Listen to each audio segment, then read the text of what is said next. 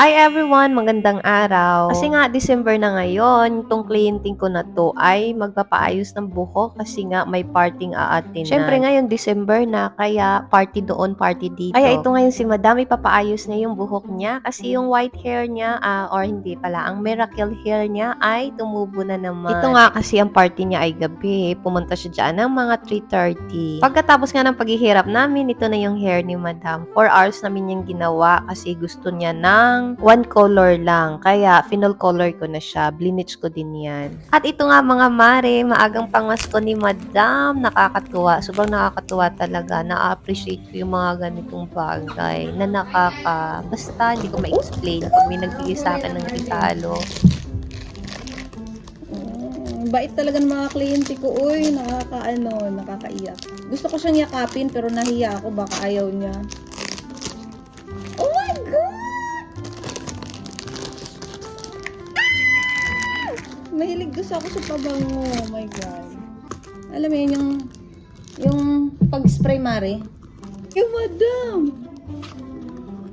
Bibigyan na akong pagkain.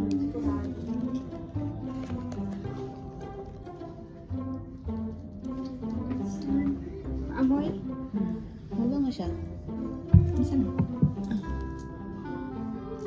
Thank you so much! Ay, ang bango. Bango daw. Diba? Yung green yan, ayoko. Ano ba yan? Arden. Elizabeth Arden? Let me check. Elizabeth Arden na. Yung green yan, ay ano. Oh. Amoy matcha. Thank you so much! Yung powder scent talaga lang. At ito na nga, pag uwi ko ng bahay, ganito na naman ang mga pangyayari. Parang normal na yan sa amin. Kaya pag may mga okasyon man, hindi na siya excited kasi everyday parang may okasyon sa amin lagi. Laging may inuman. At ito pala, nagluto din pala ako ng para siyang shabu-shabu pero cheaper version. Ayan. Kasi sakto to sa mga lasinggero. Nilagyan ko yan siya ng shrimp. Gusto ko sana yung fishbowl pero hindi available dito banda. At bumili din pala ako nitong siopaw na to. Frozen siopaw yan siya. At nagluto din pala ako ng sauce niya para perfect talaga siya. Itinderham lang yan lahat. In-steam ko. At saka itong sauce na niluto ko ay tuyo na siya. Nung hapon nga ng day off namin, kasi wala kaming ginawa ni Dong, hindi din kami pumunta sa dagat, at hindi din kami gumala. At bago nga ang lahat, alam na yan ni Dong na kailangan ko uminom ng chai. My favorite, diba? Kasi close na kami dyan, banda. Alam na namin yung isa't isa. Pinadagdagan ko na ng madaming milk, dyan sa my golden tea. Medyo suki na ako dyan sa pagbili ng chai. Saan tayo punta? Sa Alcazar Mall. Bibili ng shoes niya. Ang ganda ng langit.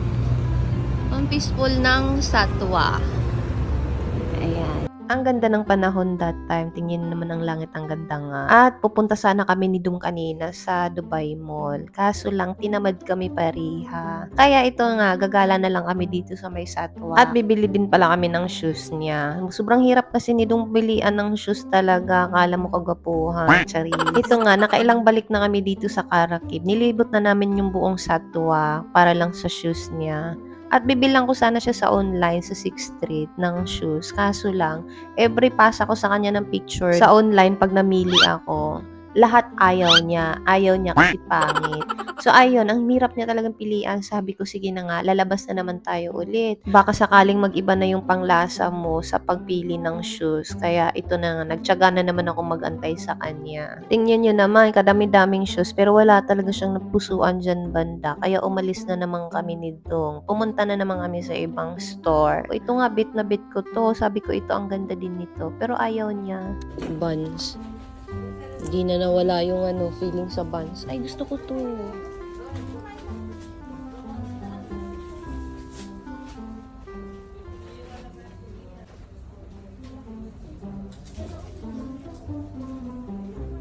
At ito na nga, umalis na nga kami ni Dong kasi wala na naman siyang napili. Andito kami sa Affordables ngayon kasi baka may magustuhan si Dong na bilhin niya. Kaya ito na, namili na naman siya ng jacket niya. Pati sa jacket ang hirap niyang pilian. At buti na lang nakabili kami dyan ng susuotin niya kahit papano. Hindi na sayang yung lakad namin that time. At ito nga, lumabas na naman kami kasi pupunta kami sa Algazal Mall kasi may brand Porlis doon. Magaganda din kasi yung klase ng mga paninda nila doon. At nagbaka sakali din akong makakabili na siya doon ng shoes. Kasi nakaka-ember na kasi every lakad na lagi siyang nakatsinilas. Kasi yung mga shoes niya binili dati ay sira na din. Kasi pinang ano niya sa trabaho niya, ginagamit niya. Ang tagal na ng brand Porlis na to. 2016 dito kami namimili minsan. Minsan lang kasi medyo ang mamahal ng mga paninda nila. Mga gandang klase din kasi. Dito kami bumibili dati ng ng Havaianas, inaabangan namin kasi laging out of stock. At ito nga, may nakita akong medyas dito. Kaso lang, hindi siya black. Pero ang dami na niya, 19 lang. Pero sabi ni Dong,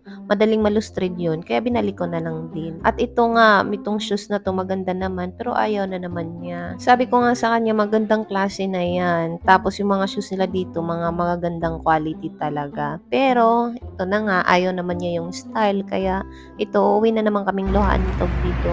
Walang napili. Walang mabili kundi Buy Brand Party.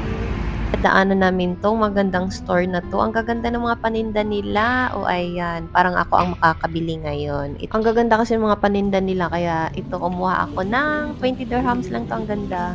At ito na nga yung next stop namin. Nandito na naman kami. Namimili na naman kami sa ibang store na naman tong napuntahan namin ni Dong ngayon. Maganda. 280, bili mo na. Hindi ba nilalaban yan?